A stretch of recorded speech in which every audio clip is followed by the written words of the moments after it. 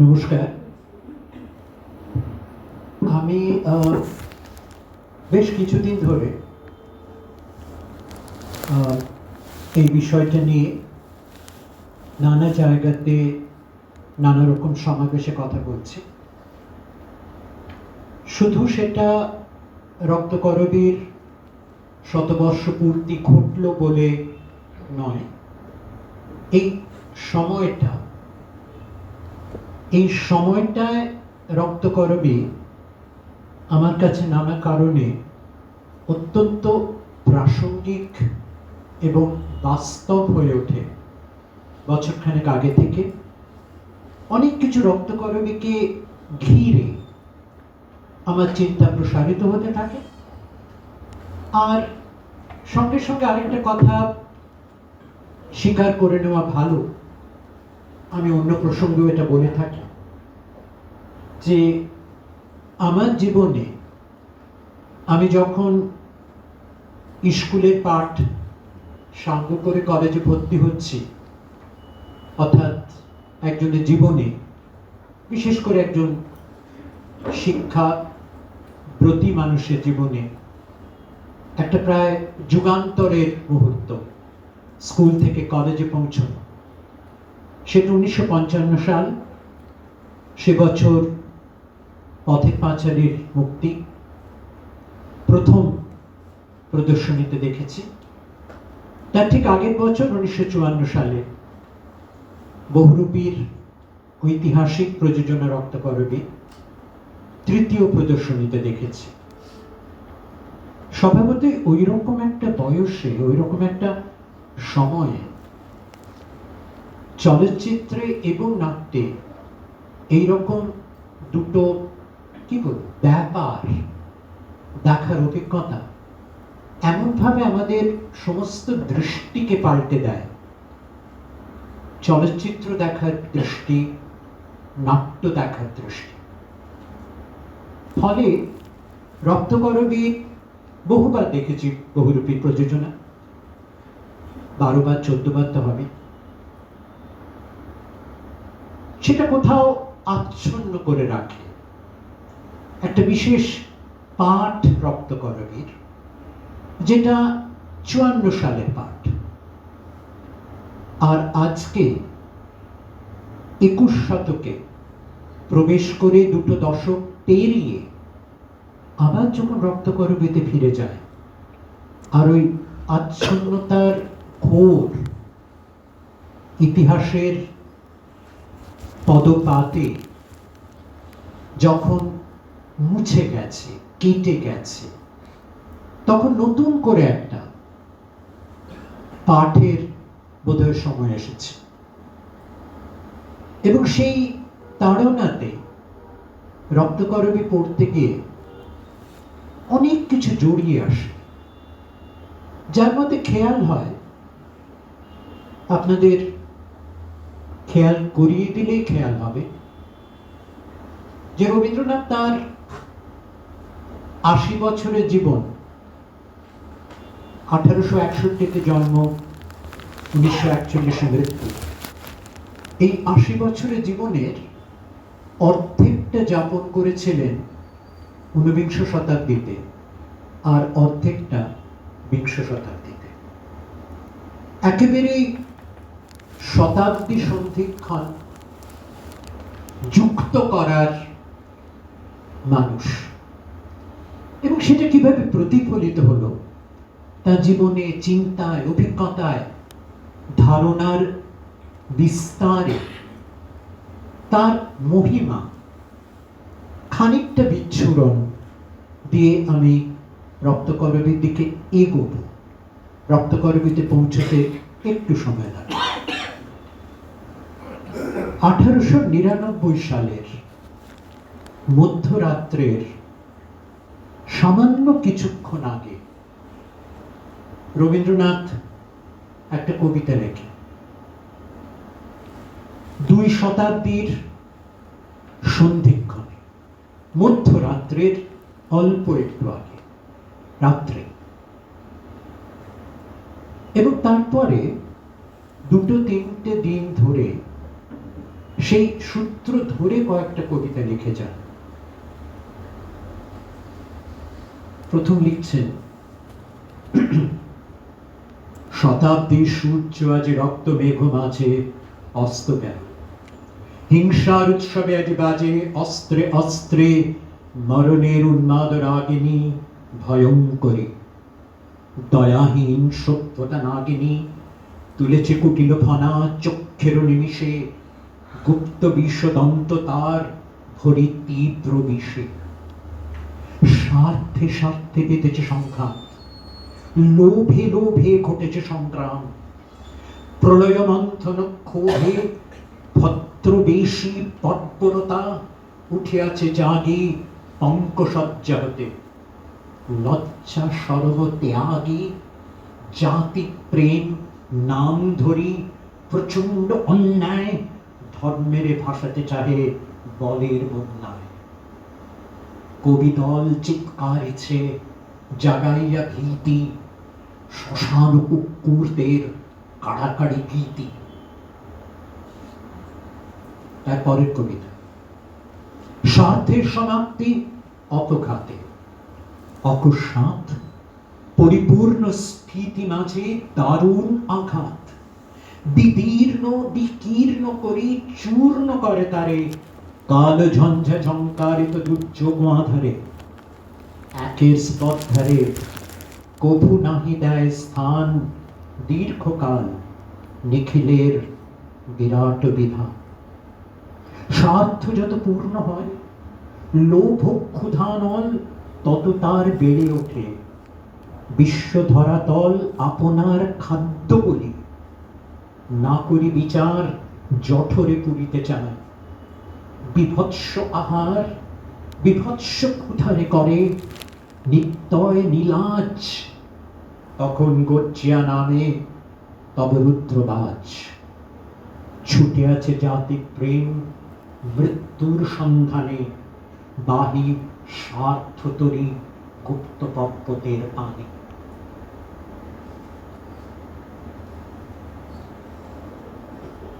তারপরের কবিতা,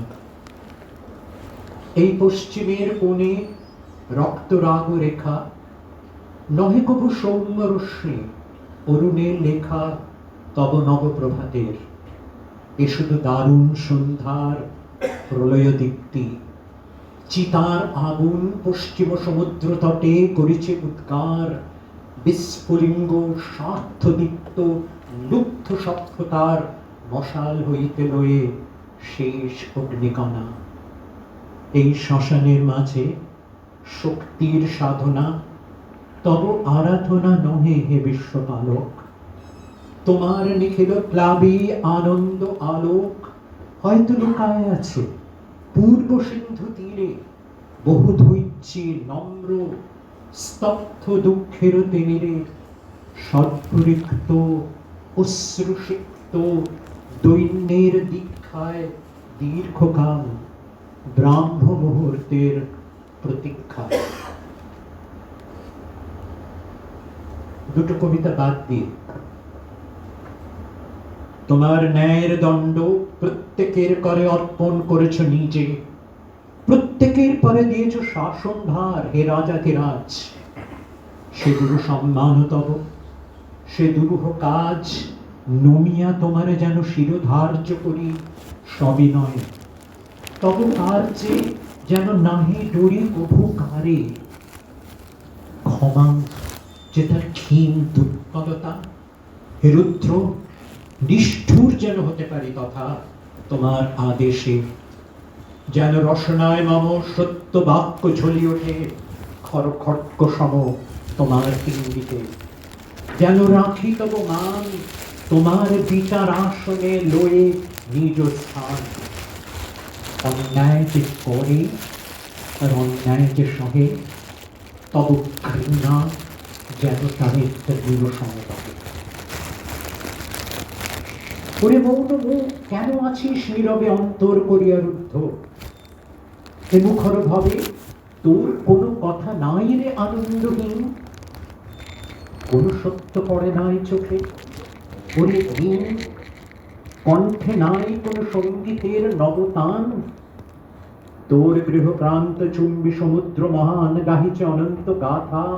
পশ্চিমে পূরবে কত নদী নিরবধি ধায় কলরবে তরল সঙ্গীত ধারা হয়ে মূর্তিমতী। শুধু তুমি দেখো নয়, সে প্রত্যক্ষ জ্যোতি, যাহা সত্যে, যাহা গীতে, আনন্দে, আশায় ফুটে উঠে নব নব বিচিত্র ভাষায়।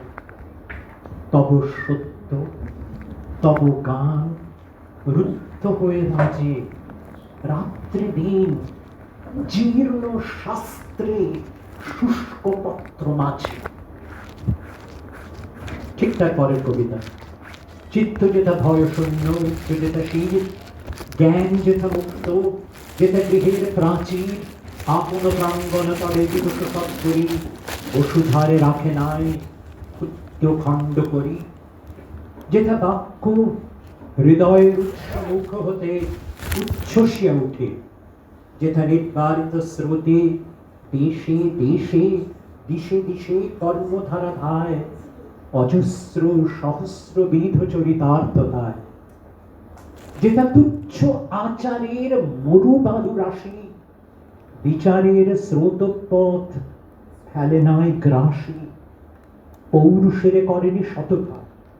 নিত্য যেথা তুমি সর্ব কর্ম চিন্তা আনন্দের নেতা, নিজ হস্তে নিত্যয় আঘাত করে পিত ভারতের সেই স্বর্গে কর জাগরিত। পরপর দুটো তিনটে দিন ধরে ওই দুটো শতাব্দীর সন্ধিক্ষণে রবীন্দ্রনাথ কবিতা লিখছেন। দেখতে পাচ্ছেন, রবীন্দ্রনাথ দেখতে পাচ্ছেন, আমরা আজ দেখতে পাচ্ছি। 14 বছর পরে প্রথম মহাযুদ্ধের বিস্ফোরণ, 1914 সাল, পৃথিবীর প্রথম বিশ্বযুদ্ধ।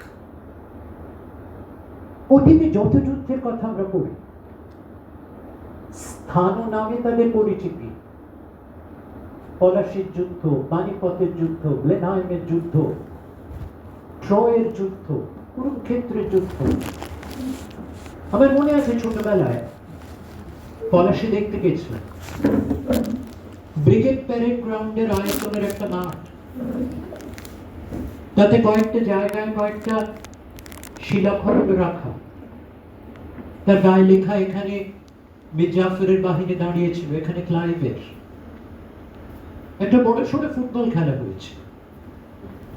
200 বছরের জন্য ভারতের ইতিহাস নির্ধারিত হয়ে গেছে একদিনের যুদ্ধে। পৃথিবীর প্রথম বিশ্বযুদ্ধ, একসঙ্গে একাধিক ময়দানে যুদ্ধ চলছে সারা পৃথিবী জুড়ে।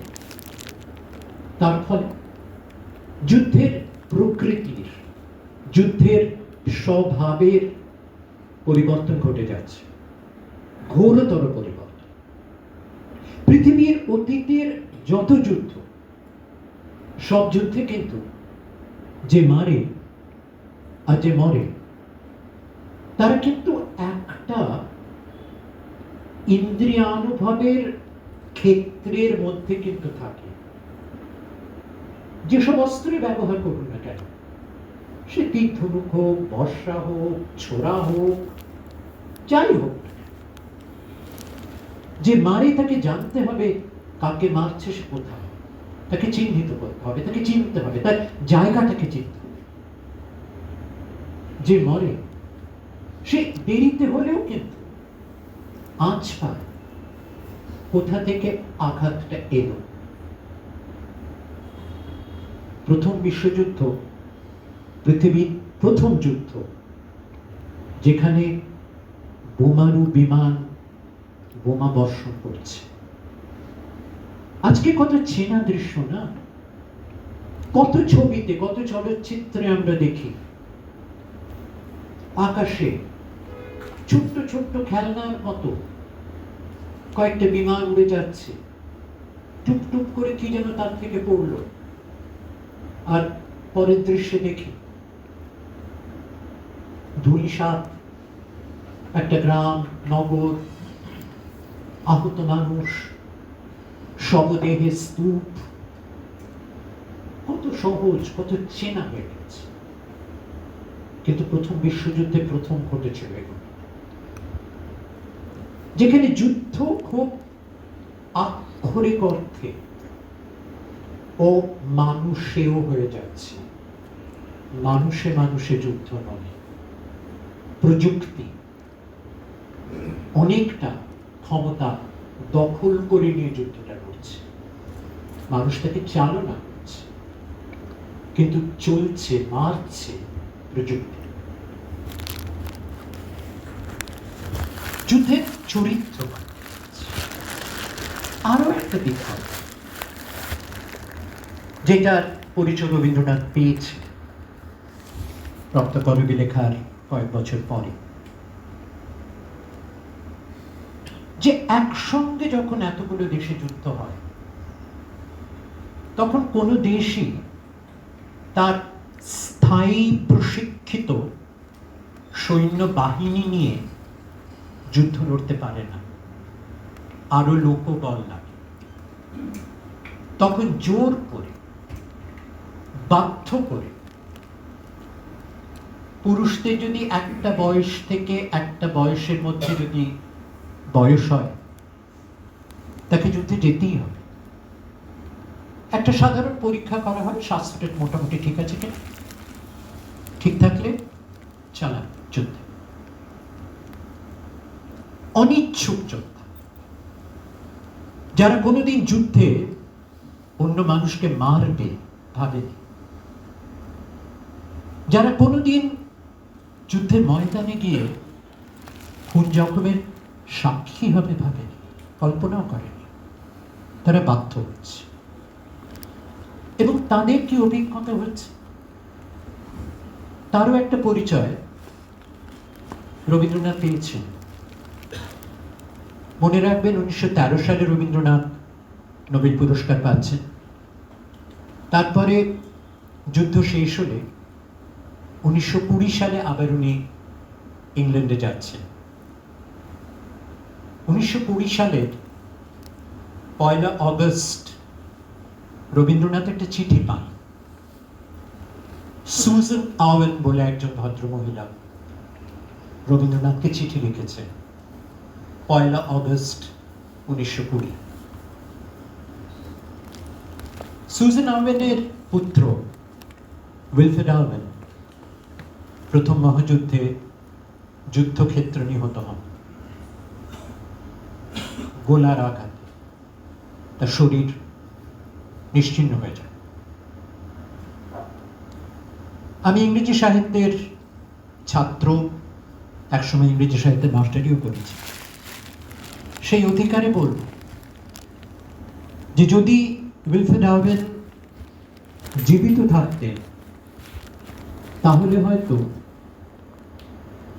ইংল্যান্ডে ইংরেজি ভাষায়, বাংলা ভাষায়, কবিতায় আধুনিকতার স্বর বা অর্থ অন্যরকম হয়ে যেতে পারত।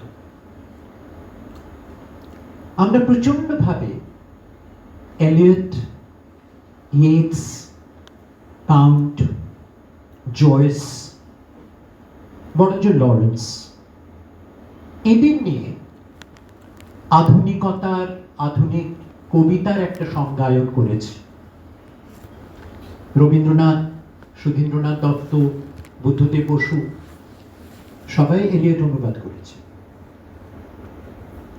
কিন্তু আওয়েনের কবিতা সেইভাবে অনুবাদ হয়নি। তার পূর্ণ কবি জীবন তিনি যাপন করতে পারেন। সুজান আওয়েন লিখছেন,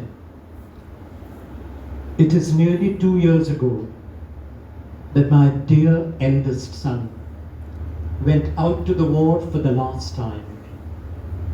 And the day he said goodbye to me, we were looking together across to the sun-glorified sea, looking towards France, yet wrecking hearts, when he, my poet son, said those wonderful words of yours, when I go from hence, Let this be my parting word, that what I have seen is unsurpassable. যাবার দিনে এই কথাটি বলে যেন যায়, যা দেখেছি যা পেয়েছি তুলনা তার নাই। And when his pocketbook came back to me, I find these words written in his dear writing with your name beneath. Would it be asking too much of you to tell me what book I should find the whole poem in? রবীন্দ্রনাথের কাছে জানতে চাইছেন কোন বইয়ে কোন কবিতায় এই ছত্রটা আছে। উইলফ্রেড ডারউইন বাধ্য হয়ে অবশ্যকৃতভাবে 1915 অক্টোবরে সৈন্যবাহিনীতে যোগ দেন। 1917 প্রথম 4 মাস তাকে একটা জায়গায় যুদ্ধক্ষেত্রে আটকে থাকতে হয়।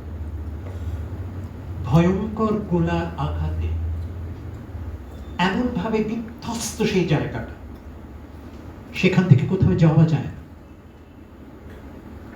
এবং সেখানে যে বাহিনীতে উনি কর্মরত ছিলেন, সেই বাহিনীতে ওর সহযোগীরা যাদের সঙ্গে এতদিন কাজ করেছেন, লড়েছেন যুদ্ধের ময়দানে, তাদের অধিকাংশই মৃত।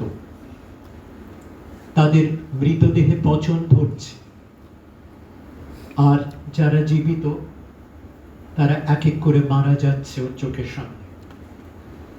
4 মাস ধরে এই অভিজ্ঞতার সাক্ষী উইলফ্রেড ডারউইন।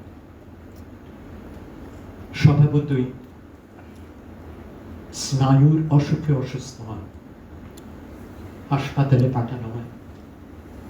কমাস পরে সারাই শুরু করিয়ে আবার নিয়ে আসা হয় বন্দরে। ইংলিশ চ্যানেল পার হয়ে ফ্রান্সের যুদ্ধক্ষেত্রে লড়তে যাবেন উইলফ্রেড ডারউইন। জাহাজে উঠতে এসেছিলেন মা সুজান, সেই মুহূর্তের কথা বলেছে। 1918 সালে যেদিন যুদ্ধ শেষ হয়, আপনারা জানেন যে যখন এরকম কোনো বড়সড় যুদ্ধের সমাপ্তি ঘটে, তার চুক্তি ইত্যাদি স্বাক্ষরিত হয়, একটা ফাঁকা সময় রাখা হয় যখন যুদ্ধ চলতে পারে, কারণ সব জায়গায় খবর পৌঁছয় না। সেই রকম একটা সময়ও কেটে গেছে। সেদিন শান্তি। সকাল থেকে ওই ছোট্ট মফস্বল শহর যেখানে উইলফ্রেড ডারউইন এবং সুজান ডারউইন থাকে, ছোট্ট মফস্বল শহর, সেখানে গির্জায় ঘন্টার ধ্বনি হচ্ছে। সাধারণ মানুষ ঈশ্বরকে ধন্যবাদ জানাচ্ছে, তাদের পুরুষের এবার ঘরে ফিরে আসবে।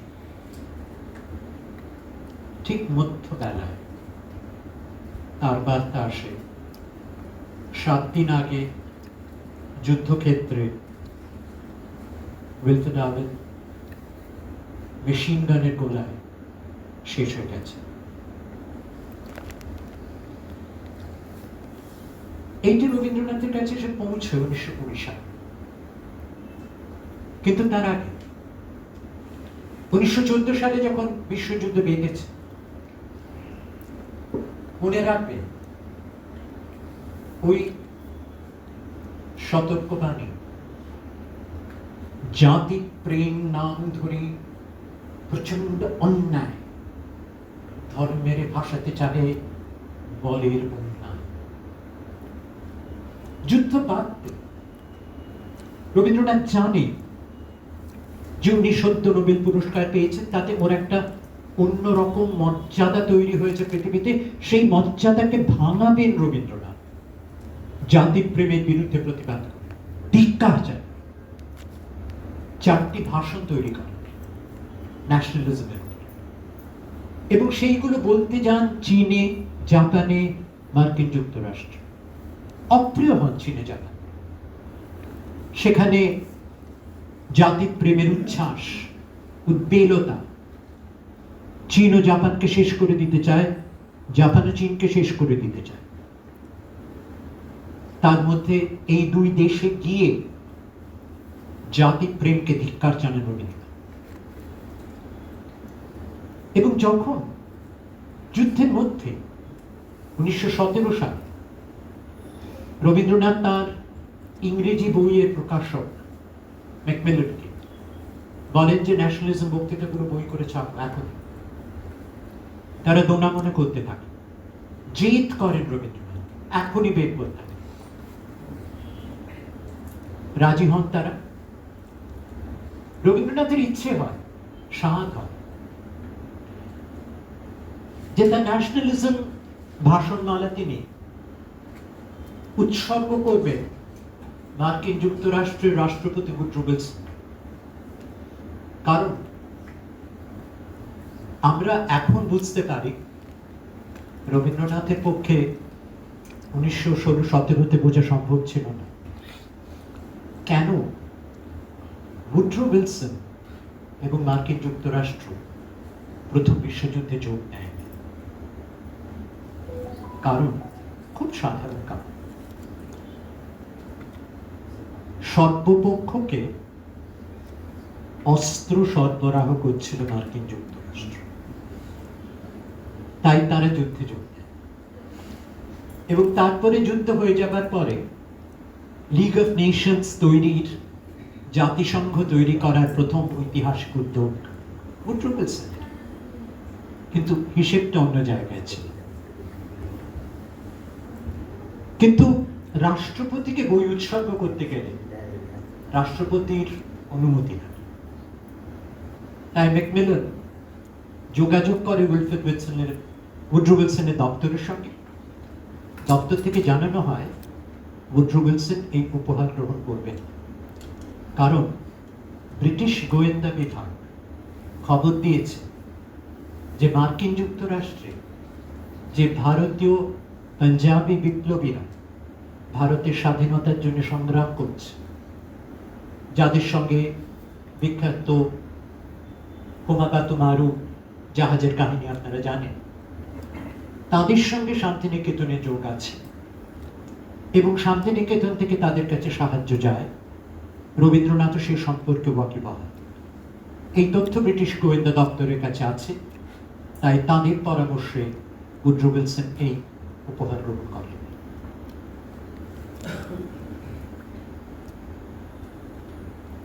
ন্যাশনালিজম যখন গ্রন্থাকারে প্রকাশ হল, তখন যে কবিতাগুলো আমি পড়ে শোনালাম নৈবেদ্য থেকে, সেই কবিতাগুলোর 5টা কবিতা মিলিয়ে রবীন্দ্রনাথ একটা ইংরেজি অনুবাদ করলেন, বলা যায় নতুন কবিতা।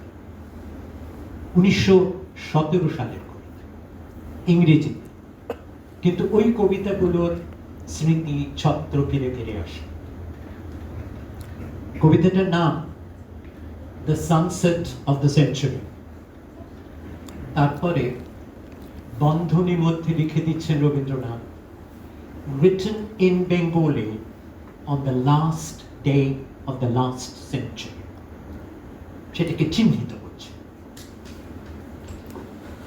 The last sun of the century sets amidst the blood-red clouds of the west and the whirlwind of hatred.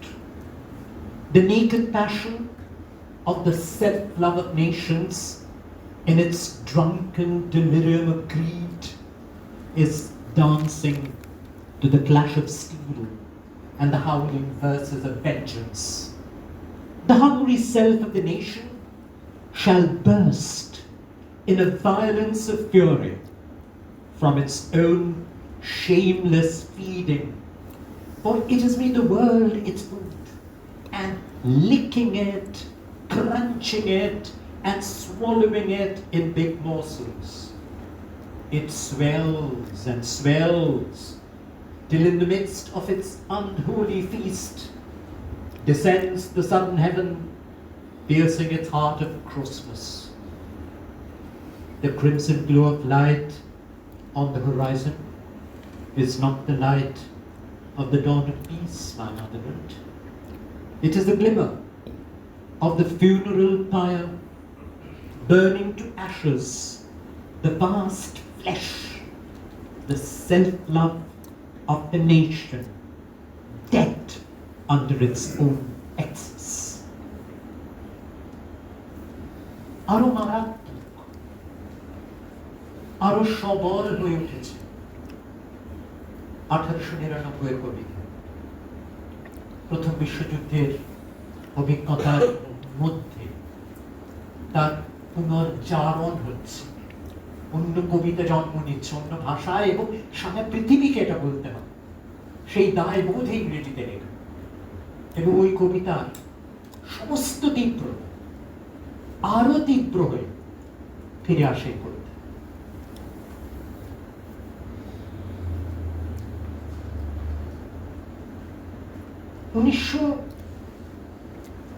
সালে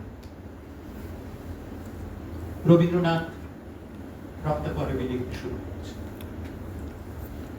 1 বছর ধরে 10টা ভাষ্য, 10টা আলাদা পাণ্ডুলিপি, আলাদা খাতায় আলাদা করে লেখা, সামান্য সংশোধন, রূপান্তর, পরিবর্তন নয়। আর কোন লেখাতে রবীন্দ্রনাথ এটা করে। আরো একটা বিষয় লক্ষণীয়, আপনারা জানেন, বা কেউ কেউ হয়তো, অনেকেই হয়তো আপনারা দেখেছেন, রক্তকরবীর পাণ্ডুলিপির এক একটা পৃষ্ঠার ছবি অনেক সময় নানা জায়গায় দেখা যায়। তাতে নানা রকম ছবির আকার ফুটে ওঠে, ও কাটাকুটির মধ্যে থেকে স্পষ্ট ছবি, এবং অধিকাংশ ছবি দানবীয় ছবি। কিন্তু তাও 1923-24 সালে, যে একটা বছর ধরে রক্তকরবী লেখা, তখনও রবীন্দ্রনাথ নিজেকে শিল্পী বলে পরিচয় দেন না। এই পরিচয় দিতে উনি শুরু করেন 1928 সালে, এবং 30 সালে প্রথম ওর ছবির একটা প্রদর্শনী ভিক্টোরিয়া কানপুর উৎসাহে, সেটা পৃথিবীর বিভিন্ন দেশে বড় বড় শহরে দেখানো হয়, এবং তার একটাও দেশে ফিরে আসে, সবই বিক্রি হয়ে যায় বিদেশে। বার্লিনে, মস্কোতে প্রথমে, তারপরে অনেক দেশে, স্ক্যান্ডিনেভীয় দেশে ঘুরে ইংরেজি ভাষী দেশগুলোতে ফিরে আসে এই প্রদর্শন। কিন্তু 1924 সালে যখন রক্তকরবী প্রথম প্রকাশ পাচ্ছে, তখন মনে হচ্ছে 10টা ভাষ্যের পরেও যে উনি যা বলতে চেয়েছেন, এবং এই এতদিন ধরে ওই শতাব্দীর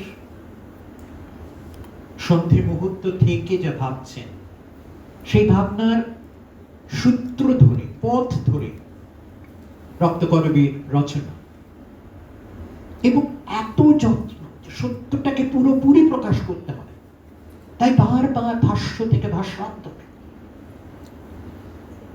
ততদিনে রবীন্দ্রনাথের হাতে ছবি এসেছে,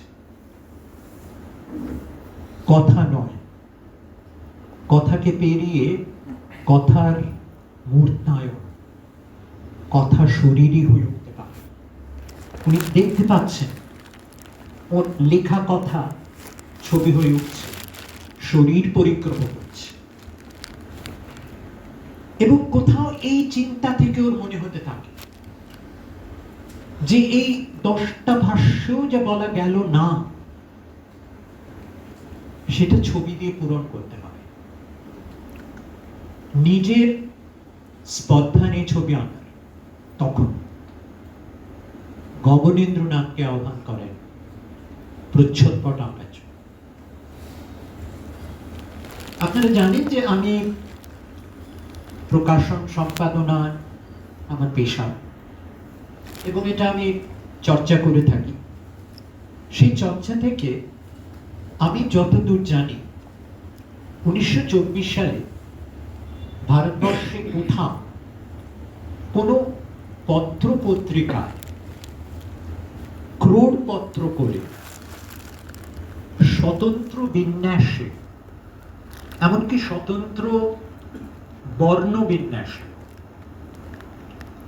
কোনো স্বতন্ত্র একটা রচনা প্রকাশিত হয়েছে, স্বতন্ত্র প্রচ্ছদ সহ, এর কোনো পরিচয়, কোনো সাক্ষ্য আমি আজ অব্দি পাইনি।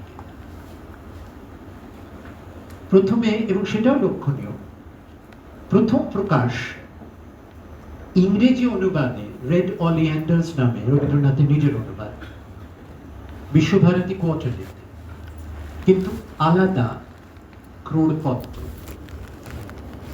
এবং তার জন্য মলা টাকতে ডাকছেন গগনেন্দ্রনাথ। ভেতরেও গগনেন্দ্রনাথ চিত্রালঙ্করণ করছে, আমি দেখানো শুরু। তার 3 মাস পরে প্রবাসীতে বেরোচ্ছে রক্তকরণী, আবার গগনেন্দ্রনাথকে আহ্বান করছে তার মলাটা, দুটো আলাদা মলা। এগুলো আমি দেখাবো, কিন্তু তার আগে আমি আরেকটা বিষয়ান্তরে যাব, গিয়ে ফিরে আসবো রক্তকরণীতে। এই যে সময়টা, প্রথম বিশ্বযুদ্ধ এবং তার পরবর্তী কালটা, প্রথম বিশ্বযুদ্ধ শেষ হচ্ছে 1918 সালে। 1923 সালে ইতালিতে বেনিতো মুসোলিনির ক্ষমতা প্রাপ্তি, পৃথিবীর সমস্ত ভাষায় একটা নতুন শব্দ এলো, সমস্ত ভাষা একই সঙ্গে প্রায়, যে শব্দটা আজকে আমরা প্রতিদিন ব্যবহার করতে বাধ্য হই, ফ্যাসিজম, ফ্যাসিবাদ। মুসোলিনি ও দলের নাম দিয়েছিলেন কম্বাত্তিমেন্তো দি ফাসি। কম্বাত্তিমেন্তো মানে লড়াকু, ফাঁসি নিয়ে লড়াকু। ফাঁসিটা একটি ইতালীয় শব্দ, কয়েকটা লাঠির টুকরো, ছোট ছোট লাঠির টুকরো, শক্ত পোক্ত লাঠি, 7-8টা, যদি একসঙ্গে দড়ি দিয়ে বাঁধে, এইটা একটা অস্ত্র তৈরি। এই অস্ত্রটার নাম হচ্ছে ফাঁসি। এবং এইটা যে গাঁট দিয়ে বেঁধেছেন, এইটা দিয়ে যদি কাউকে মারে, ছুঁড়ে মারে, দিয়ে মারে, কাউকে মেরেও ফেলতে পারে, আঘাত তো দিতে পারে। এই কম্বাত্তিমেন্তো ই ফাসি, ফাঁসি ধারী লড়াকু বাহিনী, এইটা তার দলের নাম দিচ্ছে এবং তার প্রতীক তৈরি করছে। এই ফাঁসি, গাঁট বাঁধা লাঠি, তার উপরে ডানা মেলে বসে আছে এক শিকারী ঈগল পাখি,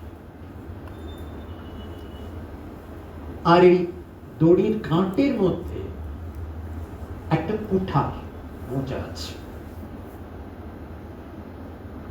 অর্থাৎ সারা পৃথিবীর কাছে খুনি গুন্ডাদের একটা সংগঠন। ইতালিতে প্রথম বিশ্বযুদ্ধ ধ্বংস হয়ে গেছে, এখনো আপনারা জানেন, এখনো তাই, যে ইতালিতে অটোমোবিল ব্যবসায়ের তুঙ্গ ইটালি, এখনো ফিয়াত, অলিভেত্তি, সমস্ত নামে তার কোম্পানিগুলো এখন ইতালি। বিরাট ব্যবসা তখন, গাড়ির ব্যবসা, স্টুডিওর ব্যবসা, ফিল্ম স্টুডিও। কারণ ইতালি এত সুন্দর একটা দেশ, সমুদ্রের ধারে, আর কত দিনের পুরনো ঐতিহ্যবাহী ওই সমস্ত দিক চিহ্ন। ওটা হলিউডের ছবির তীর্থক্ষেত্র। তারা যায়, ওখানে স্টুডিও আছে, তার সমস্ত সুযোগ সুবিধা আছে। ধ্বংস হয়ে গেছে, ধূলিসাৎ হয়ে গেছে, চাকরি নেই। তাই বেকারদের সংগঠিত করছেন মুসোলিনি, শিক্ষা দিচ্ছেন গুন্ডামিতে, মারদাঙ্গায়। অলিভেত্তি ফিয়ান আবার মাথা ছাড়া দিচ্ছেন, তাদের সঙ্গে চুক্তিবদ্ধ হচ্ছে যে আমাদের টাকা দেবে, আমাদের গুন্ডাদের আমরা পুষব, ন্যূনতম সংখ্যক শ্রমিক নিয়ে তুমি কাজ করো, যত বেশি ঘন্টা পাবে তাদের খাটাও। তারা যদি বেগর পায় করে, আমার ফাসিস্তি তৈরি আছে, ঠিক নিয়ে কাজে না। এবং এই শক্তির বলে তারা রাজাকে বাধ্য করে, তিনি তার রাজশক্তি সম্পূর্ণ তুলে দিয়ে মুসোলিনিকে একনায়ক শাসক করেন। 1923 সাল, 1933 সাল একই অঙ্কে একইভাবে জার্মানিতে হিটলারের ক্ষমতা পায়। 1936 সাল একই চুক্তি, একইভাবে একই কারণে স্পেন জেনারেল ফ্রাঙ্কোর অভ্যুত্থান, ফাসিস্ট শক্তির উত্থান, বিপুল উত্থান। এবং এইটা, এবং আবার আরেকটা দ্বিতীয় মহাযুদ্ধের দিকে অবধারিত ভাবে পৃথিবী এগোচ্ছে। 1939-এর দ্বিতীয় মহাযুদ্ধ। এই পুরো প্রক্রিয়াটার মধ্য দিয়ে রবীন্দ্রনাথ যাচ্ছেন, দেখছেন, ভাবছেন। কিন্তু একা রবীন্দ্রনাথ, ইউরোপে ছবির জগতে, ছবির ভাষার ক্ষেত্রে একটা বিরাট রূপান্তর ঘটে যাচ্ছে। প্রথম বিশ্বযুদ্ধের প্রত্যক্ষ অভিঘাতে, ফাঁসিবাদের অভ্যুত্থানে, দ্বিতীয় বিশ্বযুদ্ধের অবধারিত, অবধার্য আগমন। আমি 4 জন শিল্পীকে বেছে নিয়েছি, ইউরোপীয় শিল্পী, যাদের কয়েকটা কাজ আমি দেখাবো, তাদের নিয়ে একটু কথা বলবো। তার সঙ্গে আমি যুক্ত করব গগনেন্দ্রনাথের ছবি রক্তকরবীর জন্য, এবং গগনেন্দ্রনাথের ছবির সহযোগে, গগনেন্দ্রনাথের মূর্তায়নের সহযোগে রবীন্দ্রনাথ ও রক্তকরবীর পাঠে, পাঠ বয়নে আর কি যুক্ত করতে চেয়েছিলেন, তার কিছু রহস্য আমি উদ্ঘাটন করার চেষ্টা করি। গ্রসের ছবি দিয়ে আমরা শুরু করছি। বের্টোল্ড ব্রেখটের খুবই ঘনিষ্ঠ বন্ধু। বের্টোল্ড ব্রেখটের একটা কবিতায় আছে,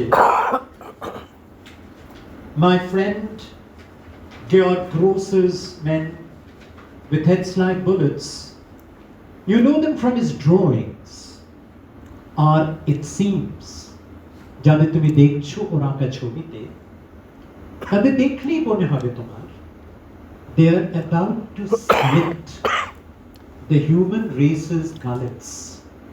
মানুষের গলাগুলো চিরতে যেন ওরা উদগ্র কামনায় বসে আছে। আর আমরা, I give my full approval to those things. এই মুহূর্তে ভারতবর্ষে যুদ্ধের উত্তেজনা তুলকে আমরা বসে কিন্তু শিল্প সাহিত্য আলোচনা করেছি। সুইসাইড 1916। একটা ছোট্ট কথা বলিনি, আমার এখানে বলতে একটু ভয় করছে, কারণ এখানে অনেক আমারও খুব সম্মানীয়, ভালোবাসার, শ্রদ্ধার শিল্পীরা আছেন, শিল্প সমালোচকেরা আছেন। কিন্তু আমি অন্য শ্রোতৃমণ্ডলীর কাছে একটু অতি সরলীকরণ করে একটা কথা বলি, হয়তো সেটা আপনারা এখানকার শিল্পবোধের আমাকে একটু প্রশ্রয় দেবে। এই যে ইমপ্রেশনিজম আর এক্সপ্রেশনিজম, এই দুটো খুব শিল্পক্ষেত্রে খুব বড় আন্দোলন বা ধারা। এর একটা একটু সরলীকৃত আমি একটা ব্যাখ্যা বা ব্যবধান রচনা করি। দুটো শব্দেরই কেন্দ্রস্থ কথা হচ্ছে প্রেস, চাপ। ইমপ্রেশন, আপনি চাপটা দিলে চাপের ফলে যদি একটা নরম সরম একটা কাপড়ের টুকরো হতে পারে, কাগজ হতে পারে, যদি আমি জোরে চাপটা দিই, চাপটা একটা ছাপ থেকে যায়, ওঠা নামা থেকে যায়, কাপড়টা একটু দুমড়ে যায়, কাগজটাও দুমড়ে যেতে পারে। এইটা হচ্ছে ইমপ্রেশন, প্রেস থেকে যে থেকে গেল যে ছাপ।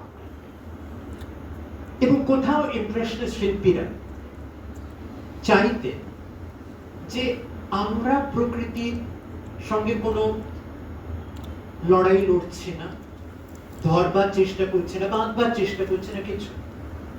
প্রকৃতি যেমন আছে, আমার চোখে আমার মনে তার যে ছাপটা পড়েছে, ইমপ্রেশন, সেই শুদ্ধ ইমপ্রেশনটাকে আমি ধরি, এই শুদ্ধ ছাপটাকে ধরি। তাতে প্রকৃতি একেবারে নির্ভেজাল বেরিয়ে, কতটা নির্ভেজাল আমি ধরতে পারি, তার মধ্যে আমার শিল্প। এক্সপ্রেশনিজমে এই যে সময়ান্তর ঘটে গেল, প্রথম বিশ্বযুদ্ধের আগে, যেমন রবীন্দ্রনাথ বিশ্বযুদ্ধের 14 বছর আগে যুদ্ধকে দেখতে পাচ্ছে, অন্যরাও দেখতে পাচ্ছে, শুরু হয়ে গেছে যুদ্ধের প্রস্তুতি।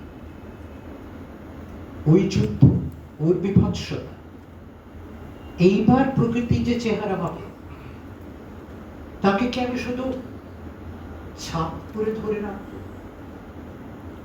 আমার ভেতরে যে অভিঘাত হচ্ছে, আমার ভেতরে যে দাবদাহ, যে যন্ত্রণা, সেটাকে আমি প্রকাশ, আমি ছুঁড়ে বার করে মারব, এক্সপ্রেস করে ছুঁড়ে মারব পৃথিবীর কাছে, ধাক্কা দিতে চাই। ক্রুসের ওই কথা, I give my full approval to the schemes, সেই ফুল অ্যাপ্রুভাল আমরা দেব না, সেইখান থেকে কিন্তু এক্সপ্রেশন।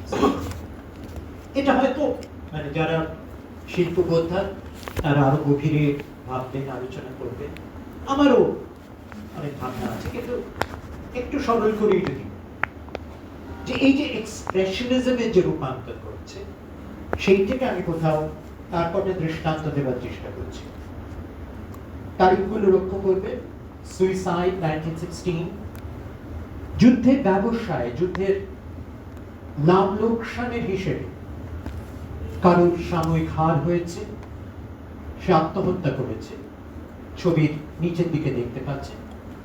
এবং এই পর্যায়ের ছবিতে লাল কালো, বিশেষ করে খুব অগ্নিতাপিত লাল, আগুনে লাল, পুড়ে যাওয়ার, পোড়াচ্ছে, দগ্ধ করছে এমন লাল, শুধু লেলিহান শিখা নয়, সেই লালের প্রাবল্য এবং তার সঙ্গে কালোর সংঘাত, মিশেল। এটা ছবির অর্ধেকটা, নিচের খণ্ডটা, উপরের খণ্ডে কিন্তু যৌন ব্যভিচার, যৌন লীলা, তার যা কিছু চলতে পারে, ক্ষমতাশালীরা, ধনীরা, যুদ্ধব্রতীরা তারা করে যায়। এই দুটো পরত যেন উদ্ঘাটিত হয়। নেক্সট, মেট্রোপলিস, আবার সালগুলো 1916, 17। আরেকটা ব্যাপার লক্ষ্য করতে শুরু করুন, এটা এই ছবিগুলোর মধ্য দিয়ে যখন আমরা যাবো, আমরা আরো লক্ষ্য করব যে উত্তুঙ্গ বাড়ি, প্রায় আকাশচুম্বী বাড়ি, এবং সেই বাড়িকে ঘিরে ওই একটা আগুনে, যদি বলি লালিমা, কালো লালের সংঘাত মিশেল। মেট্রোপলিস, রাজধানী। Next, homage to Oscar Panizza. একটার পর একটা ছবিতে বা দেখতে পাবেন উত্তুঙ্গ বাড়ি, ছবির সীমা প্রায় অতিক্রম করে বাড়িগুলো চলে যাচ্ছে। বাড়ির জানলাগুলো থেকে যেন আগুনের শিখা বেরিয়ে আসছে, জ্বলন্ত বাড়ি, এবং ওই লাল যেন ঠিকরে পড়ছে মানুষের মধ্যে, ভিড়ের মধ্যে। ওই লাল আর কালোর মিশেল দ্বন্দ্ব গ্রাস করছে স্বাভাবিক জীবনযাত্রাকে। নেক্সট, যুদ্ধের পরে আঁকা দ্য টুলস অফ পজেশন, যাদের হাতে ক্ষমতা, যাদের হাতে মালিকানা, সেই ব্যাঙেরা তাদের দাঁড়িয়ে। এবং ব্রেক্সটের কথা, হেডস লাইক বুলেটস। 1921 সাল, জার্মানি, বেকারি চূড়ান্ত, কারখানা বন্ধ। ছবিতে লক্ষ্য করুন একেবারে পুরো ভাগে এই ধনপতিরা, একেবারে পেছনে, একেবারে ওপরে বন্ধ কারখানা, তার সামনে পাহারাদার রক্ষী, বেকার কর্মচ্যুত শ্রমিকেরা ঘুরে ঘুরে বেড়াচ্ছে। একেবারে ছবির মাঝখানে যুদ্ধ ফেরত খঞ্জ, আহত খঞ্জ সৈনিক, আর শিশু নিয়ে এক মা তীব্র কষায়িত দৃষ্টিতে এই ধনপতিদের দিকে তাকিয়ে রয়েছে। নেক্সট, ঠাট্টা করে ছবির নাম the return of ordered conditions, আইন শৃঙ্খলা ফিরে এসেছে। হ্যাঁ, সেনাবাহিনী পুলিশের পাহারায় আইন শৃঙ্খলা ফিরে এসেছে। পেছনে কারখানা লক্ষ্য করুন, একটা দরজা খুলেছে, কাজ শুরু হয়েছে, কিছু শ্রমিক ঢুকতে পেরেছে, বাকিরাও ঢোকার চেষ্টা করছে, প্রহরীরা মাথায় বন্দুক তুলে বাধা দিচ্ছে। নেক্সট, পোস্ট ওয়ার ইটালি, যুদ্ধোত্তর সুখরাজ্য, খঞ্জ সৈনিক, ভিখারিতে পরিণত অন্ধ সৈনিক, যুদ্ধ ফেরত সৈনিক ওপরে, মধ্যে চুরুট ফুটছে ধনপতি। তীব্র রেখার শক্তি। Next, swamp flowers of capitalism, রবীন্দ্রনাথের শব্দ মনে করবেন, পঙ্কসজ্জা হতে বৎপরতে উঠে এসেছে, পঙ্কসজ্জা। Next, the pillars of society, সমাজের মাথা, স্তম্ভ।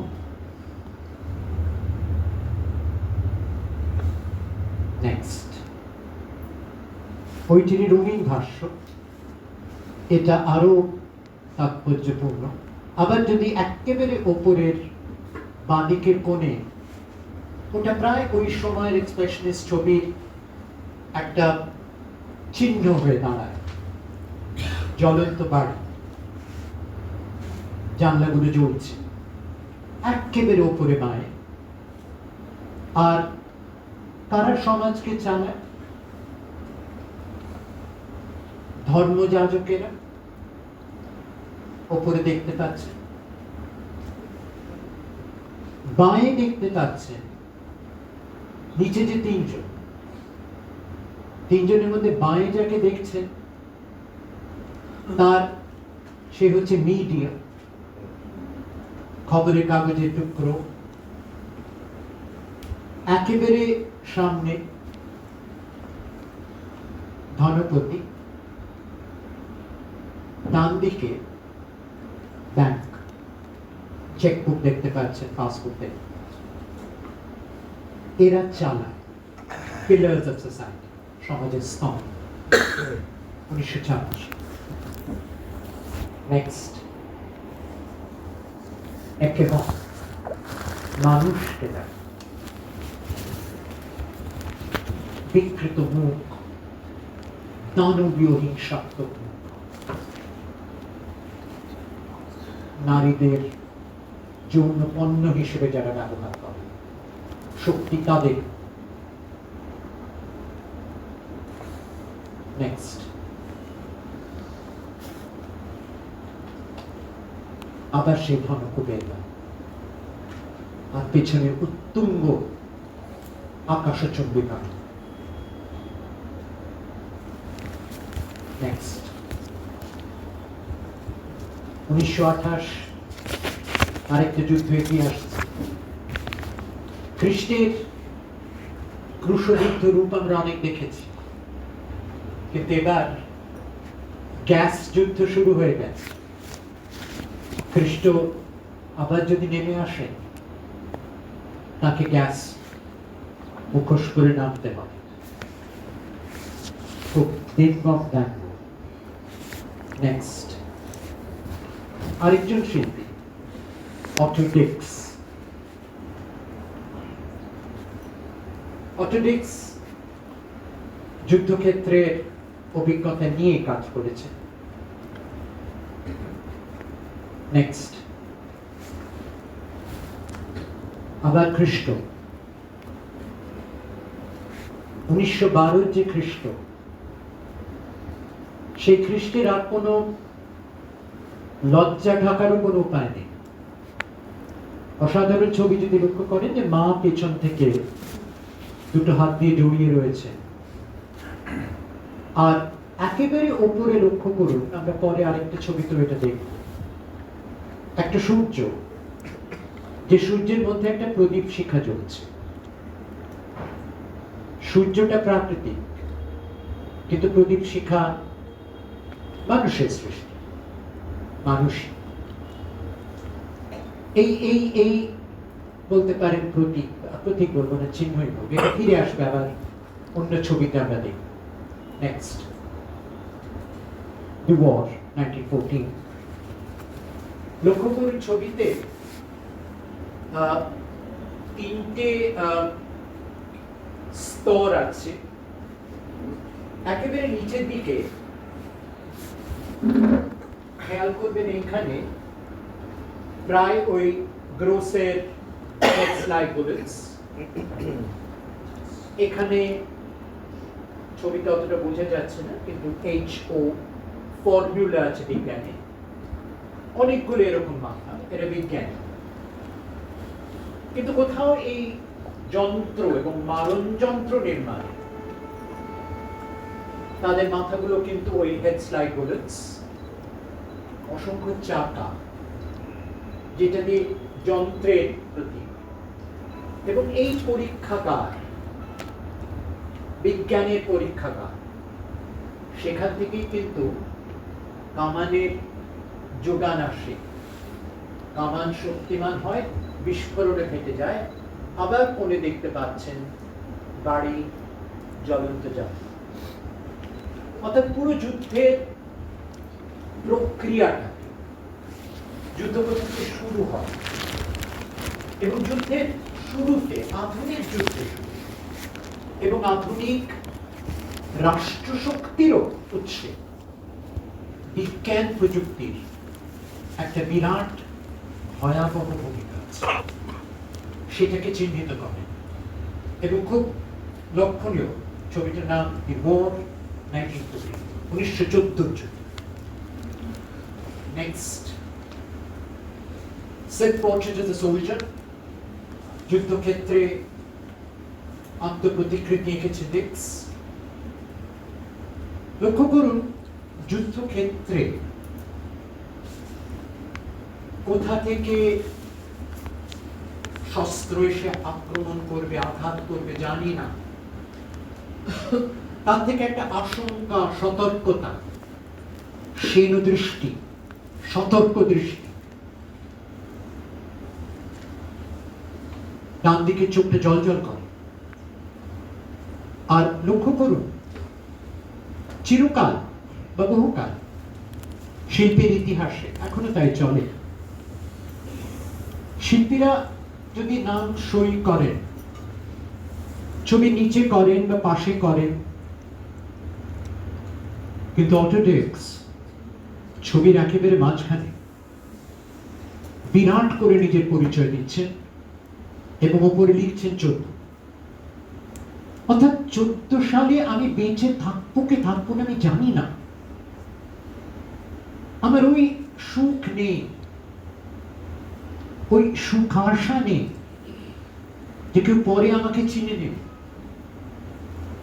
আমি যুদ্ধের মধ্যে আমার অস্তিত্বকে চিহ্নিত করে ঘোষণা করি এই 1914 সালে থাকবে। তাই ডিক্স 14। নেক্সট, আবার লক্ষ্য করুন, ছবির মাঝখানে ডিক্স, লাল জ্বলন্ত ডিক্স, একাধিকান্ত প্রতিকৃতি সমাহার। যুদ্ধের আগ্নেয় জ্বালার মধ্যে মুখগুলো চেনা যায় না, আবার ওই লাল কালোর দ্বন্দ্ব মিশে। নেক্সট, সোলজার উইথ পাইপ, যুদ্ধের শেষ বছর, ডিক্স 18 সাল। যুদ্ধের ভয়াবহতা, পাইপ খাওয়ার সুখ আরাম কত, সেটাও একটা বিপদ। নেক্সট, যুদ্ধক্ষেত্রে সেটিং সান, সূর্যাস্ত।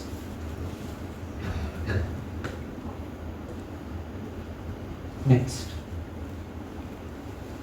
যুদ্ধের পর 1920 স্ট্রিট, রাস্তা, খঞ্জ সৈনিক ভিখারিতে পরিণত, ওপরে বিজ্ঞাপনী ফলক, কেনা বেচা অন্যায়ন ঠিকই চলছে। নেক্সট, ব্রড স্ট্রিট, যুদ্ধের পরে 1920,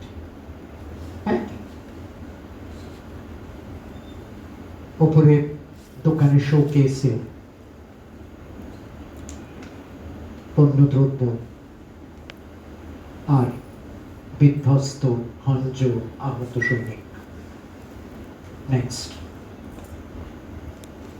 ওড টু বিউটি, সৌন্দর্য অধিকার কেবল ধনীদের, ধনীদের। ক্রূর দৃষ্টি, তার সাজ সজ্জা সবকিছু। নেক্সট, 1924 সালে ফ্যাসিবাদের 23 সালে অভ্যুদয়ের পরে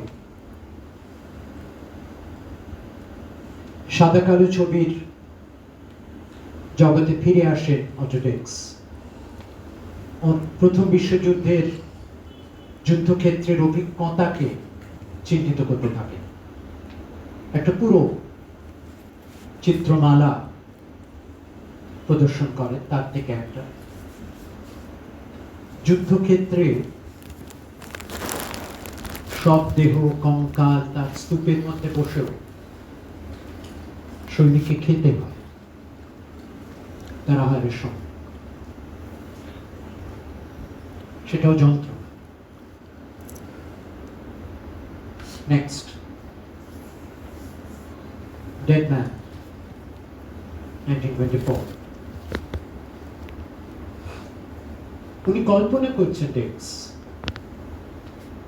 যে 14 সালে বা 18 সালেও হতে পারে যুদ্ধক্ষেত্রে যে মারা গেছে সেই মানুষটার কিরকম চেহারা হয়েছে এত বছর যুদ্ধক্ষেত্রে। নেক্সট,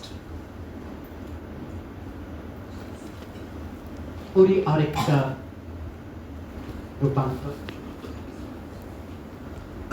খুলিটার মধ্যে গাছ গজিয়েছে এত বছরে, 10 বছরে, জীবন থেমে থাকে না। নেক্সট, দি ওয়ার, ঠিক নয়, 4টে ছবি সমাহার। একেবারে বাঁদিকে সৈন্যরা যুদ্ধক্ষেত্রে যাচ্ছে, মাঝখানে যুদ্ধক্ষেত্রে একটা বিস্ফোরণের পর মানুষের দেহ ছিন্ন ভিন্ন হয়ে উপরে লুটকে গেছে একটা গাছের গায়ে, মৃতদেহ স্তূপ। তৃতীয় ছবিতে একজন সৈন্য তার আহত বন্ধুকে নিয়ে অন্যদের মৃতদেহ মারিয়ে বাঁচাতে চেষ্টা করছে, আর একেবারে নিচে তাঁবুতে অপেক্ষা করছে সৈন্যরা, কখন সাইরেন বেজে উঠবে, ছুটে যেতে হবে রণক্ষেত্রে। তারিখটা লক্ষ্য করুন, 29-32, জার্মানিতে ফ্যাসিবাদের ঠিক আগে। নেক্সট, ওই ছবিরই মাঝখানের প্যানেলটা একটু বড় করে দেখানো হচ্ছে।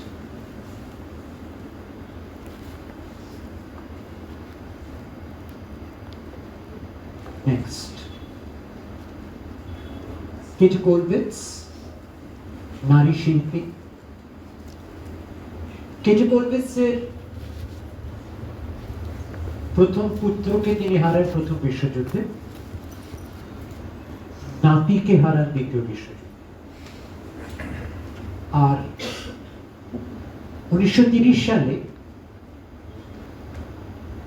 রবীন্দ্রনাথের প্রদর্শনী যখন বার্লিনে হয়, তখন কেটি কোলভিটস সেই প্রদর্শনী দেখতে এসেছিলেন। রবীন্দ্রনাথ তাতে খুব উচ্ছ্বসিত হয়ে রবীন্দ্রনাথ ঠাকুরকে লেখেন যে উনি খুব আনন্দ পেয়েছেন যে কেটি কোলভিটস এসেছেন, ওর কাজ দেখেছেন, এবং দুজনের মধ্যে কথাবার্তা হয়। কোলভিটস সারা জীবন ধরে মা, সন্তান আর চারদিকে বিপ্লব, যুদ্ধের রমরমা, তারই মধ্যে তার ছবিকে স্থাপন করেছে। 1913 ছবি, যেটা আমি সম্ভব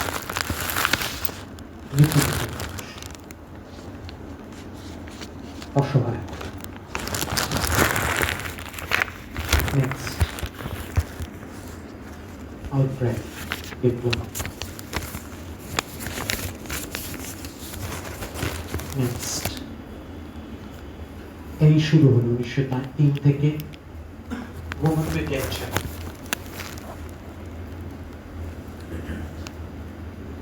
next,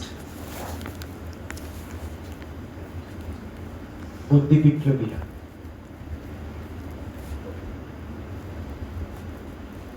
next, death and woman. মাকে মৃত্যু ছিনিয়ে নিয়ে গেছে শিশু। আগে বলে একটু না, শিশু মাকে তাও যেন টেনে নামাতে চাইছে। আগেরটা উঠতে হবে।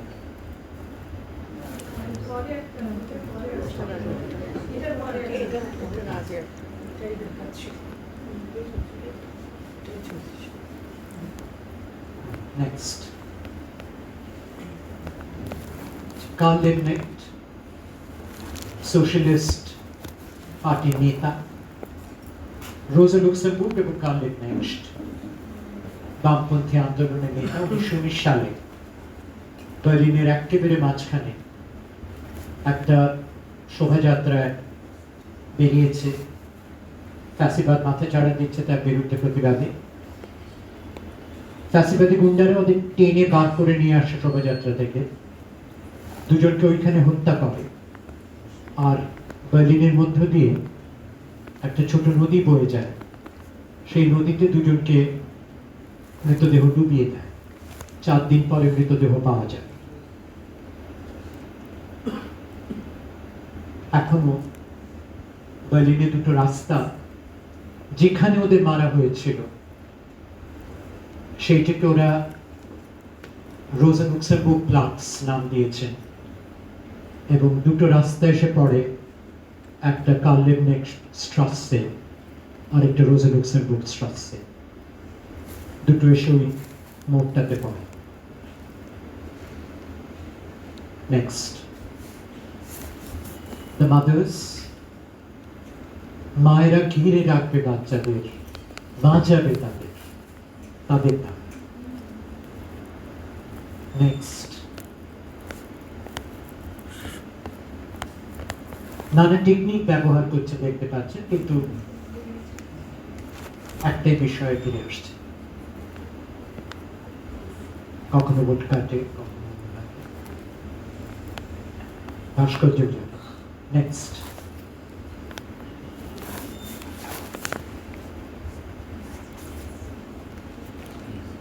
নেক্সট,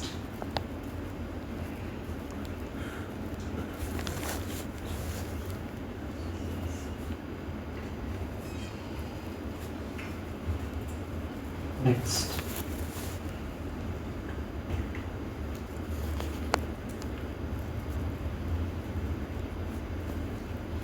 next, এটা আত্মপ্রতিকৃতি। মৃত্যু এসে ছুঁয়েছে এটা গোলভিৎসকে, হিটলার ক্ষমতা এসে গেছে তারপরের বছর।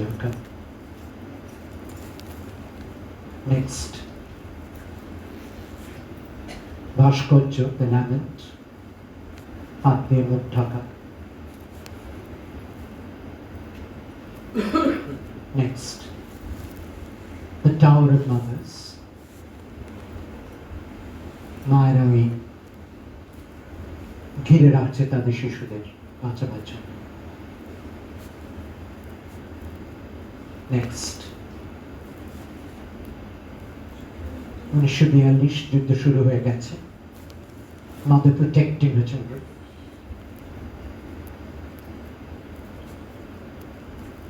নেক্সট,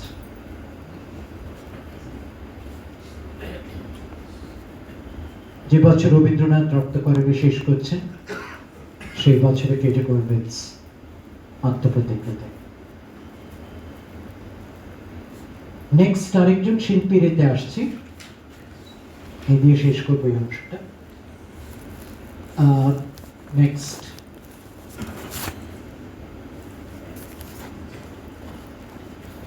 এক্সপ্রেশনিজম থেকেই কিউবিজমের উত্তরণ, যেখানে এক্সপ্রেশনিজমের তাগিদটাই সেটা আরো বেশি যন্ত্রায়িত,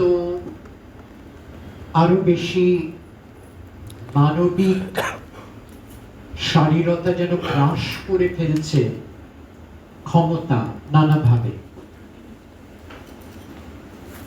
এইটি কিউবিজমের একটা লক্ষণ হয়ে দাঁড়ায়। একটি মেয়ের আবেগ, অনুভূতি, আবেগের চাপ, তার সমস্ত পরিবেশটাকে যেন টেনে নামিয়ে এনে তাকে বন্দি করে, আবদ্ধ করে একটা প্রচন্ড শক্তির দাপটে।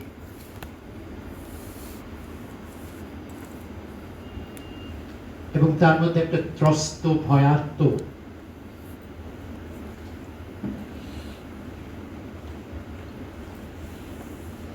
সব যদি বলি। নেক্সট, দুটো ছবি আমি দেখাচ্ছি ওই আমার ওই কথাটা বোঝানোর জন্য। এটা সেজানের আঁকা আম্ব্রোয় বইয়ার একজন চিত্র বিক্রেতা, শিল্প ব্যবসায়ী।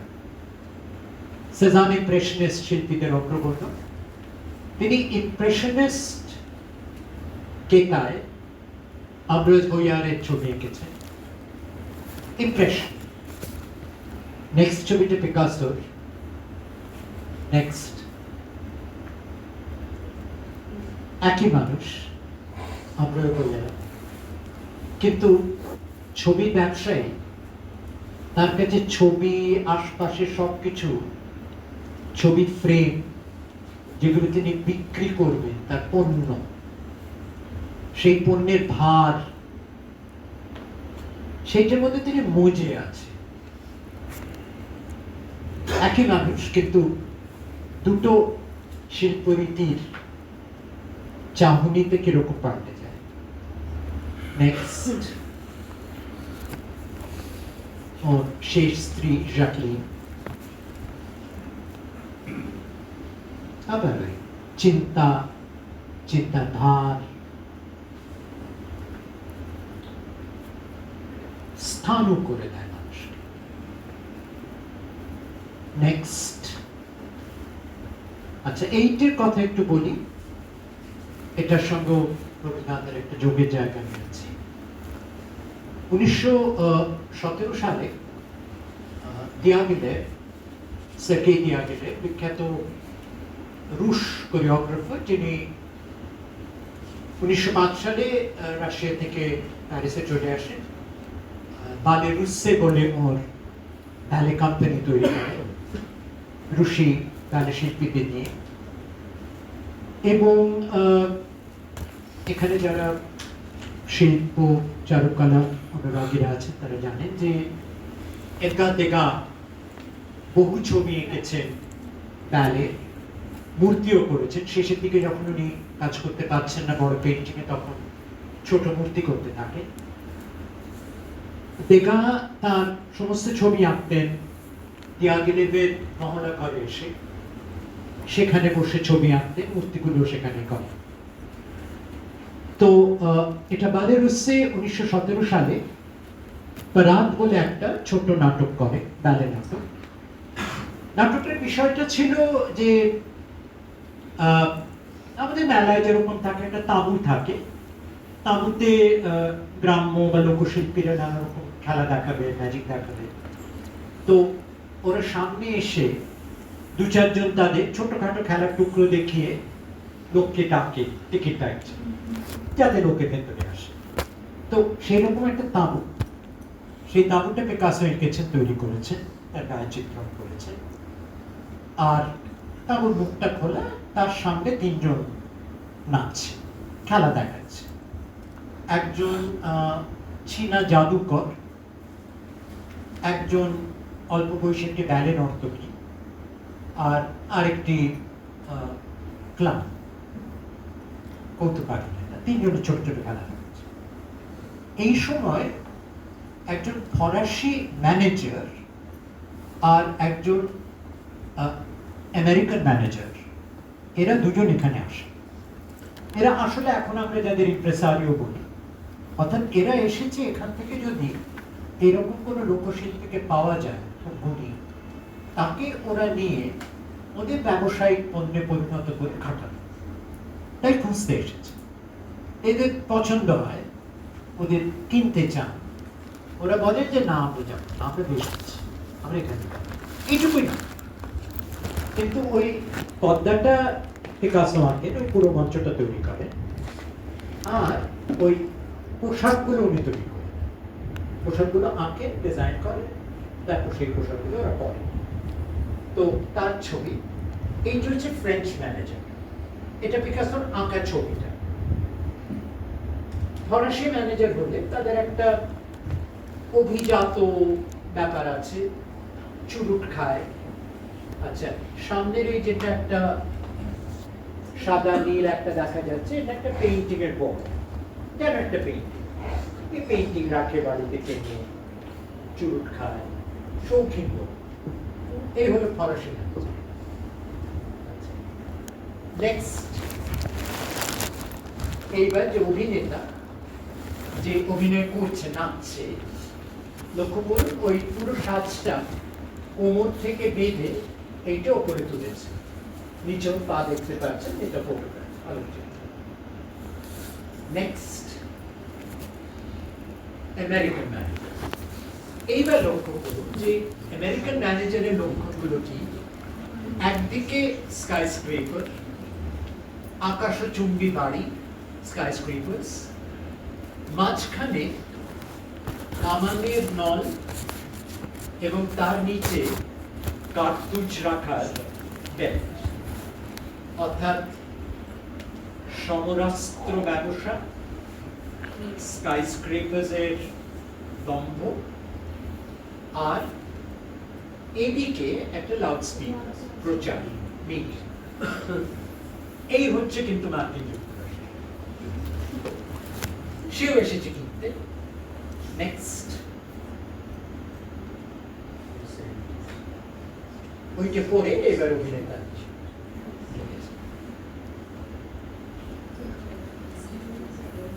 আচ্ছা, এখান থেকে আমরা স্ট্রেট চলে যাব একটু গেরনিকা দেখাবো। আর যেগুলো আমি আলোচনা করলাম এর অনেকগুলো গেরনিকাতে কি করে চলে আসে এবং কোনোভাবে গেরনিকার আগে গগনেন্দ্রনাথের চলে আসে, পরে আমি রক্ত করবি। নেক্সট, আপনারা জানেন যে ঠিক রবীন্দ্রনাথের যেরকম 1 বছর লেগেছিল রক্তকরবী সম্পূর্ণ করতে, পিকাসোরও 1 বছর লেগেছিল গেরনিকা করতে। গেরনিকায় বোমা পড়েছিল 36 সালে, ছবি শেষ হতে হতে 37 সাল হয়ে গেছিল। কাজ করছেন যখন সেই পর্যায়ের একটা ছবি। নেক্সট, গেরনিকা। আচ্ছা, এইবার গেরনিকাতে লক্ষ্য করুন অনেকগুলো পরত। আচ্ছা, একটা খেয়াল করবেন যে আমরা দেখিয়েছিলাম খ্রিস্টের একটা ছবি, উলঙ্গ খ্রিস্ট, তার মাথার উপর একটা সূর্য, সূর্যের মধ্যে একটা প্রদীপ। এইখানে দেখতে পাচ্ছেন ঠিক সেইটাই, কিন্তু এবারে বৈদ্যুতিক আলো বা ইলেকট্রিক বাল্ব, একেবারে ছোট। অর্থাৎ এইটা আমাদের বিজ্ঞান, আমাদের জ্ঞান, সেটা কিন্তু এইটের সেই আলোকে কিন্তু আমরা এই বিভৎসা তৈরি করেছি। সেইখান ওইটি কিন্তু উৎস বিজ্ঞান, প্রযুক্তি, তার উন্নয়ন। লক্ষ্য করুন যে এইখানে একটু ভালো করে দেখতে দেখবেন খবরের কাগজের ছাপা হওয়া উচিত। অর্থাৎ আমরা গেরনিকার খবরটা কিন্তু, গেরনিকার একটা গ্রাম ধ্বংস হয়েছে বোমায়, খবরটা কিন্তু আমরা খবরের কাগজ পাচ্ছি। তাই সেইটা হচ্ছে কিন্তু দিক, তাই ওপর এই ছবিগুলো, মূর্তিগুলো তৈরি হচ্ছে। একেবারে বাঁদিকে দেখতে পাচ্ছেন, একেবারে বাঁয়ে না, বাঁদিকে বাঁয়ের ওদিকে আবার ওই জানলার মধ্য থেকে শিখা বেরিয়ে আসছে। এইদিকেও দেখতে পাচ্ছেন ওই স্পেশাল ছবিগুলোতে বারবারই দেখছিলেন যে জানলা থেকে বেরিয়ে আসছে শিখার টুকরো, এখানেও দেখতে পাচ্ছেন। আর স্পেনের সঙ্গে বিশেষ করে বুলফাইটিং খুব যুক্ত, এবং বুলফাইটিংকে আমরা একটা একদিকে পাশবিকতা আর একদিকে মানুষের সঙ্গে পশুর দ্বন্দ্ব ইত্যাদি বলে দেখি, কিন্তু গেরনিকার বিভৎসায় সেই জন্তুও কিন্তু কাঁদছে, সে ক্রন্দনের, আর ঘোড়ার, আহত ঘোড়ার আত্মচিৎকার। আর আরেকটা, এটারও একটা ইতিহাস আছে। এই যে একটা মুখ, যেটা প্রায় একটা মুখোশের মতো, এটা প্রথম বিশ্বযুদ্ধের একটা খুব বিখ্যাত সাহিত্য রচনায় সাকিবুল সেটফেল, ওই অনিচ্ছুক যোদ্ধাদের মতো তাকে যুদ্ধে যেতে হয়েছিল। তার একটা বর্ণনা আছে, বৃত্তান্ত আছে, যেখানে সাকিবুল সেটফেল বলছেন যে প্রচন্ড বোমা বর্ষণের পরে উনি আড়াল থেকে বেরিয়ে এসেছেন, সহযোদ্ধারা মারা গেছেন অনেকে। বেরিয়ে এসে দেখেন যে যেখানে শক্ত জমি ছিল, জমিটা একটা বিরাট গর্ত হয়ে জলা হয়ে গেছে বোমার আক্রমণ। আর একে জলের উপরে একটা মুখোশ আসছে। তো ওর হঠাৎ মনে হয় কোনো একটা বাচ্চা হয়তো মুখোশ নিয়ে খেলছিল, জলে পড়ে গেছে, ভাসছে। তিনি কাছে চলে যান, কি আবিষ্কার করেন ওটা মুখোশ নয়, ওটা মানুষের মুখচ্ছদ।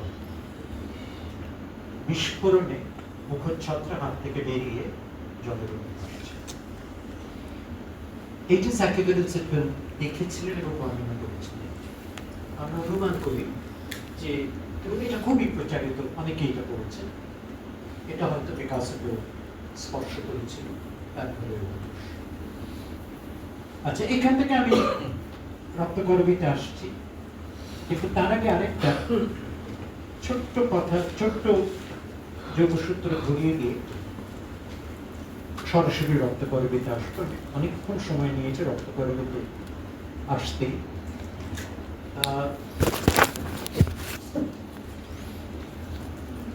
মৃত্যু অগস্টে মৃত্যু রবীন্দ্রনাথ। আর রবীন্দ্রনাথ একটা গল্প লিখছেন মৃত্যুর কয়েক মাস আগে, 6ই মার্চ 1941, 9ই অগস্ট মৃত্যু। গল্প স্বল্প বলে একটা বই, পুরো বইটা দাদামশাই নাতনির সঙ্গে গল্প করছে, নাতনিকে গল্প করছে। এর মধ্যে একটা মাত্র গল্প, ধ্বংস, সেই গল্পটা শুরু হয় একটু অন্যভাবে।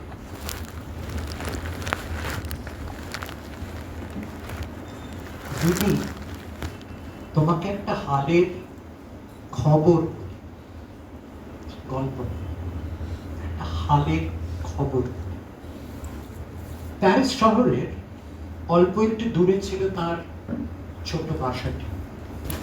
বাড়ির কর্তার নাম পিয়ার শোপেন। তার সারা জীবনে শখ ছিল গাছপালার জোর মিলিয়ে, রেণু মিলিয়ে, তাদের চেহারা, তাদের রং, তাদের স্বাদ বদল করে নতুন রকমের সৃষ্টি তৈরি করতে। তাতে কম সময় লাগতো না, এক একটা ফুলের ফলের স্বভাব বদলাতে বছরের পর বছর কেটে যেত। এ কাজে যেমন ছিল তার আনন্দ, তেমনি ছিল তার ধৈর্য। বাগান নিয়ে তিনি যেন জাদু করতেন। লাল হতো নীল, সাদা হতো আলতার রং, আঁটি যেত উড়ে, খোসা যেত খসে। যেটা বলতে লাগে 6 মাস, তার মেয়াদ কমে হতো 2 মাস। ছিলেন গরিব, ব্যবসাতে সুবিধে করতে পারতেন না। যে করতো তার হাতের কাজের তারে তাকে দামি মাল অমনি দিতেন বেরিয়ে।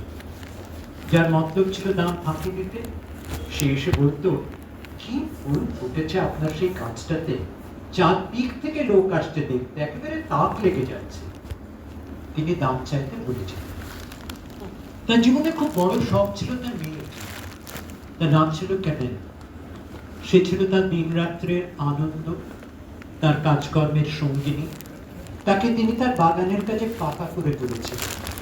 ঠিক মতো বুদ্ধি করে কলমের জোর লাগাতে সে তার বাপের চেয়ে কিছু কম ছিল না। বাগানে সে মালি রাখতে দেয় না। সে নিজে হাতে মাটি খুঁড়তে, বীজ বুনতে, আগাছা নিড়োতে বাপের সঙ্গে সমান পরিশ্রম করত।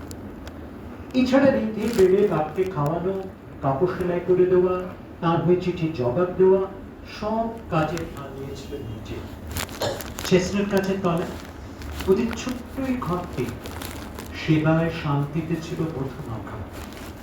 ওদের বাগানের ছায়ায় চা খেতে খেতে পাড়ার লোক সে কথা জানিয়ে যেত। ওরা জবাবে বলতো, অনেক দামের আমাদের এই বাসা, রাজার মণিমাণিক দিয়ে তৈরি নয়, তৈরি হয়েছে দুটি প্রাণীর ভালোবাসা দিয়ে, আর কোথাও পাওয়া যাবে। যে ছেলের সঙ্গে মেয়েটির বিবাহের কথা ছিল সেই জ্যাক মাঝে মাঝে কাজে যোগ দিতে আসত। কানে কানে জিজ্ঞেস করতো, শুভ দিন আসবে কবে? কেমন কেবলই দিন পিছিয়ে।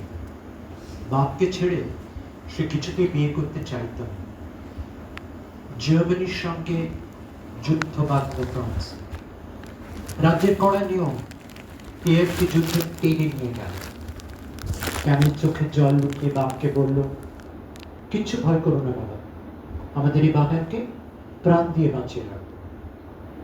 মেয়েটি তখন হলদে রজনীগন্ধা তৈরি করে তোলবার পরখ করছিল। বাপ বলেছিলেন হবে না, মেয়ে বলেছিল হবে না। তার কথা যদি খাটে তাহলে যুদ্ধ থেকে বাপ ফিরে এলে তাকে অবাক করে দেবে, এই ছিল তার মত।